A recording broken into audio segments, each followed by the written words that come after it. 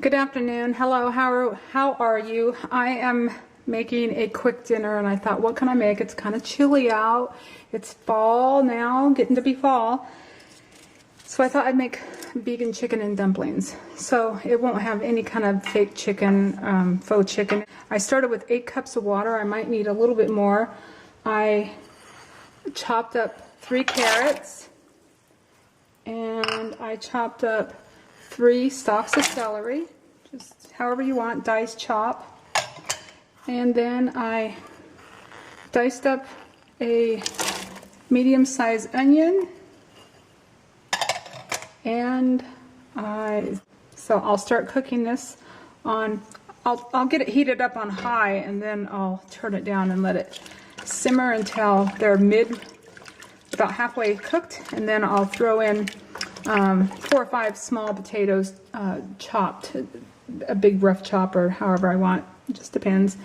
And then I'll make my dumplings. So it's just really something really quick. I don't have a recipe, I'm just throwing this together. I just want to show you how I'm throwing it together. Also to this, I am adding 2 bay leaves. That gives the dumplings, chicken dumpling soup, a really nice flavor. It's ready to add my turnip. I have 3 small turnips that I chopped pretty big, like 1 inch by 1 inch or maybe a little bit smaller. And I'll let these cook a little bit because they could take a little bit longer than the potatoes, so a couple minutes. I'm also going to add a tablespoon of dried parsley.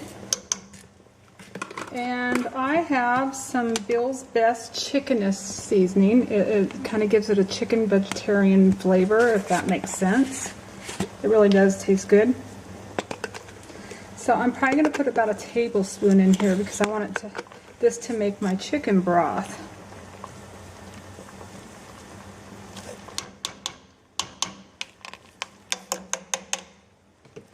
Okay, and then stir that up and just continue letting this cook. See how it turned it in. I don't know if you can see with the color, the lighting there, but it turned it into a chicken broth. I'm going to add a little bit of salt too, about a teaspoon of pink Himalayan pink salt. You can use any kind of salt that you use. I use the Himalayan pink salt because it has a lot of the minerals in it. Now this is cooked a couple minutes. I'm ready to add my potatoes. And I kind of checked my turnips to see if they were getting cooked. And they're starting to get cooked, so that's what I want. I just want them to get a little bit of a head start, because otherwise they disappear if I add them the same time I do my potatoes.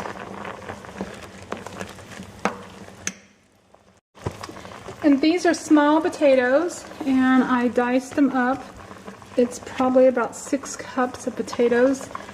You can adjust it to how much you want for your family, and I might have to add some more water. I'm just going to let this cook. Remember, there's 8 cups of water in here, and it does look like I'm going to need some more water. So I have some right here. I'll add a couple more cups.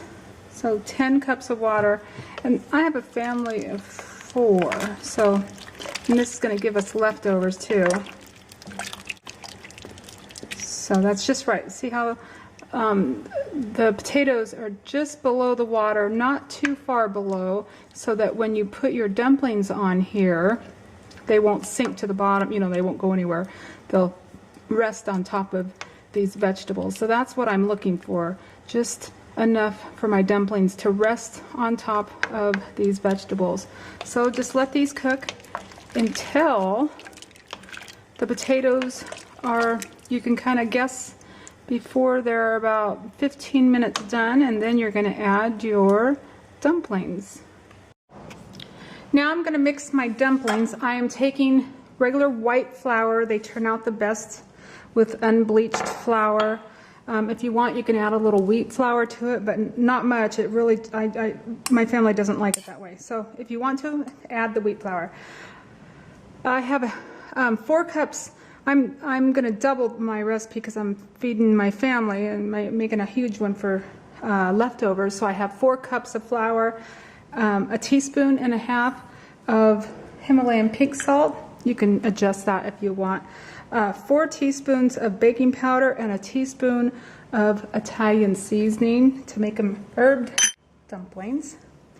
Then I have 1/4 of a cup of melted margarine and a cup and a half of any kind of milk of your choice.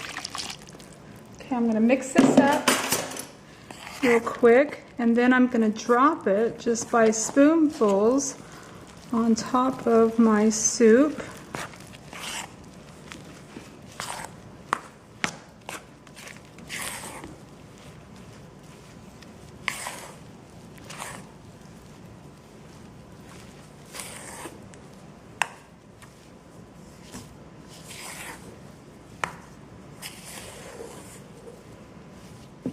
Okay, I don't want to overmix it, so I'm ready just like this. Now I'm going to drop just big spoonfuls, big dumplings on top of my soup, and then I'm going to cover it, and it takes about 15 minutes to cook. And then when I store my soup, I store the dumplings separately in a separate container.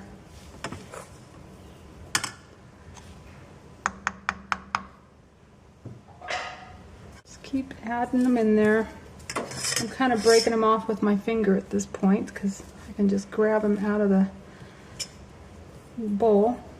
My hands are clean, very clean. Okay, cover that.